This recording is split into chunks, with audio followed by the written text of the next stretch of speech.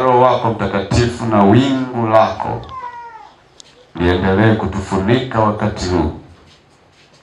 Bwana, useme na roho zetu na maisha yetu, katika jina la Yesu.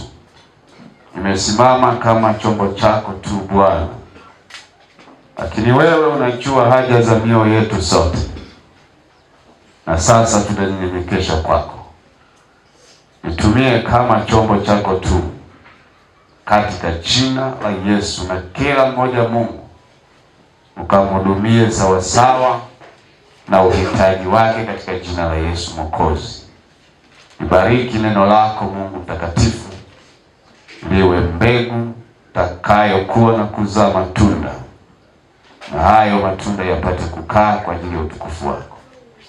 Katika jina la Yesu Mwokozi wetu nimekuomba na kuamini. Amen. Amen. Twende sote katika kitabu cha Isaya sura ya 40. Tutasoma mstari ule wa 29 hadi mstari wa 30. Isaya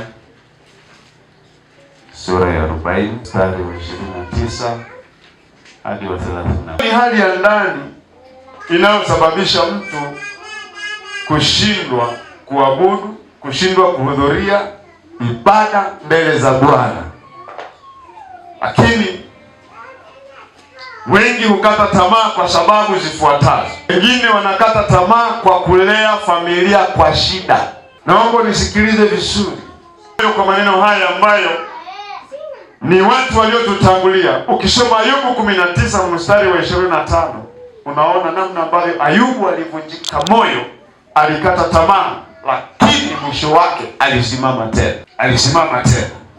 Na aliposimama tena hakurudi nyuma, kwa sababu Biblia inasema alipoteza watoto, walikufa, mali zote ziliisha. Alipita kwenye wakati mgumu, shida zikaingia. Akapita kwenye changamoto za kiafya, akaugua magonjwa ya ajabu. Akateseka, watu wakamkatia tamaa, watu wakavunjika moyo, watu wakajitenga naye. Akaanza kukataliwa na jamii, akaanza kukataliwa na marafiki. Watu waliokuwa karibu naye wakaanza kumkataa kwa sababu mali zake zimeisha. Lakini pale alipokuwa na mali, watu walikuwa karibu sana na yeye, kwamba wewe ni ndugu yetu, wewe ni rafiki yetu, ni jamaa yetu. Lakini mara tu baada ya kuingia kwenye changamoto ya kiuchumi, wakaanza kumkimbia. Akaanza kuugua, wakaanza kumkimbia. Akafika mahali na yeye pa kuchoka, na hata familia yake ikachoka. Watoto wamekufa, mifugo imeondoka, miradi yote imekufa, kila kitu kimeharibika. Mkewe naye anafika mahali anamwambia, mkufuru Bwana, sema maneno magumu kuhusu Mungu ili angalau tu Bwana akuue, usiteseke. Lakini mwanaume akasema, hapana, haya nayo yanatupasa sisi. Jamani, amina. Lakini Ayubu alisimama tena, na aliposimama tena utukufu wake ulikuwa mkuu kuliko wa kwanza, na hakurudi nyuma tena.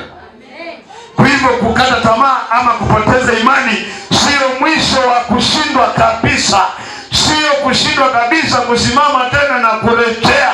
Biblia inasema ya kwamba utukufu wako wa pili utakuwa mkuu kuliko wa kwanza, kama tu ukijitambua. Kwa hivyo Ayubu ni mmoja wa watu ambao tunaweza kujifunza. Lakini kuna Elia. Ukisoma katika Wafalme wa kwanza sura ya 19 mstari wa 4, Mungu alimrudisha tena, kisha Mungu akamuinua tena, akampandisha tena. Alipita kwenye mazingira magumu, akakata tamaa. Na yeye angalia, anapita kwenye mazingira pia ya maisha, chakula, hali imekuwa mbaya. Anafika mahali watu wanamkataa na anaandamwa ili auawe. Lakini mwanaume alisimama tu. Ni katika hali ya kibinadamu, alifika mahali pa kuvunjika moyo, pa kukata tamaa na kuanza kujificha. Lakini bado Bwana akamtia nguvu, Bwana akamuinua tena, Bwana akamuisha tena. Elia akasimama tena kama shujaa. Lakini kuna watu wengine kama Petro, Alimkana Yesu mara 3 katika Yohana sura 21:15 hadi 27.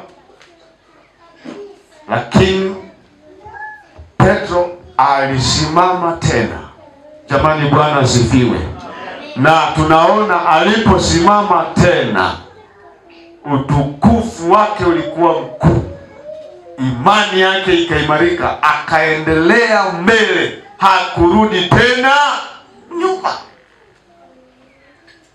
Lakini alipitia magumu, ndio maana hata bwana wao alipokamatwa, yeye alichomoa upanga akakata mtu sikio. Sema, mambo gani haya? Mwalimu anaguswa ovyo. Mtu mwenye utukufu na miujiza mingi tunaiona mwalimu wetu, kwa nini aguse? Kwa hasira mwanaume akachomoa upanga akamfyeka mtu sikio, kwamba gusa vitu vingine lakini sio mwalimu wetu.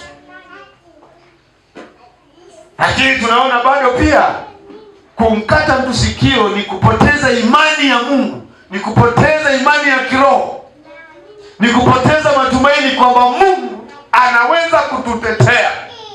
Yaani ile namna alivyokuwa amepoteza imani, hakuona kwamba Mungu anaweza akatokea katika mazingira yake. Hakuwa na matumaini tena kwamba hapa tunaweza tukaishi kwa neema ya Mungu na kwa uwezo wa Mungu kama tusipopambana.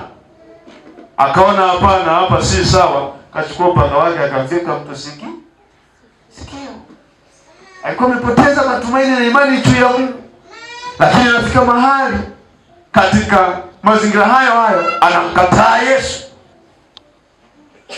Anaulizwa, na wewe ni miongoni mwa wale wanafunzi wake? Akasema, hapana, mimi tu huyo mtu hata kumjua simjui kabisa. Yule lakini ni mchungaji wako. Sasa manyahako. Ni watu wanapomshindwa kukata tamaa na kuvunjika moyo. Mungu analipa kuliko kazi zetu. Mungu analipa kuliko vitu vinavyotutenganisha naye. Mungu analipa kuliko biashara tulizo nazo. Mungu analipa kuliko kazi za ofisini tulizo nazo. Mungu analipa zaidi ya vitu vyote. Yeye yuko juu ya vyote. Tukimwamini huyu, atatutendea makuu. Kwenye ofisi zetu tutastawi zaidi. Kwenye biashara tutastawi zaidi. Tutauona mkono wake. Tutauona mkono wake. Hatujamaliza tu hapo, ningekupa andiko moja la kukutia moyo sana, lakini wakati mwingine. Mungu yuko pamoja na sisi, anatutaka tu tusimame tena upya ili atende mambo ya kushangaza dunia. Na haya tutayaona Mungu akiyatenda ikiwa Bwana ametupa sote neema katika siku zijazo. Tuinue mikono yetu mbinguni. Ishara pekee tu ya kujisalimisha mbele za Bwana, ya kwamba sisi hatuwezi chochote. Sisi ni wanadamu tu, na tunapata uwezo kutoka kwa Mungu. Tunapata nguvu za kutusaidia kutoka kwa Mungu. Ungeomba maneno machache kwa Bwana kwa kumaanisha kabisa kwa moyo wako mwenyewe, vile unavyoona rohoni mwako. Wapi umekata tamaa? Wapi umeshindwa kusimama katika imani yako? Wapi umepoteza matumaini? Ili umwambie Bwana akusaidie tena. Na Mungu wetu ni mwaminifu sana, ndio maana alimuinua Elia. Katika hali ya kukata tamaa, Bwana alituma malaika. Akiwa amejificha porini, bado Bwana alituma malaika kumletea chakula porini. Akamletea na maji jangwani, mahali pasipokuwa na maji pakavu.